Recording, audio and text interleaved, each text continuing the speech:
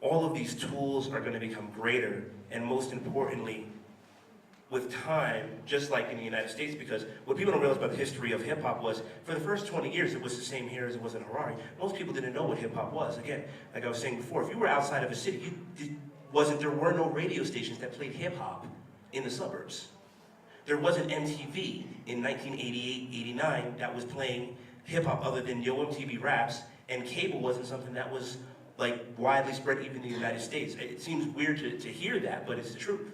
So hip-hop took a time to kind of become this thing that became sort of a household name to people. And now that it's being spread all over the world, it's going to kind of take a similar amount of time. Not to the same, it's not going to take 20 years, obviously, but it's just a matter of time, basically.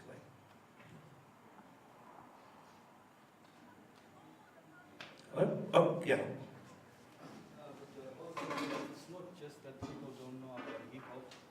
We also have an issue of legislation and policy. There's so much control on what people are channeling out through media and all other forms of media. That's also one major hindrance. It's not that people do know, but it's policy and legislation. Yeah, and I realize that too.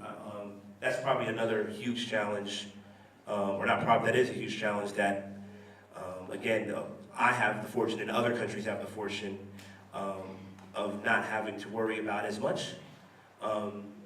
When my nation is upset about me talking about it or the persecution of it, it's probably not the same as in other places in the world.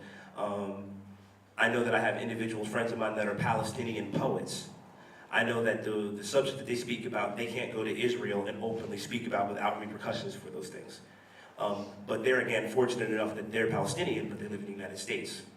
I think it's different for those Palestinian artists that are basically in those areas of the world that are dealing with certain regimes that might not like what potentially would be coming out of the mouths of their artists.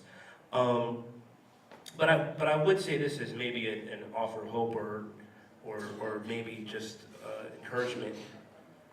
In the history of all music, the best music, the strongest music, doesn't necessarily have to have been political, but the best and strongest music has always come in places and times that have been the most oppressive.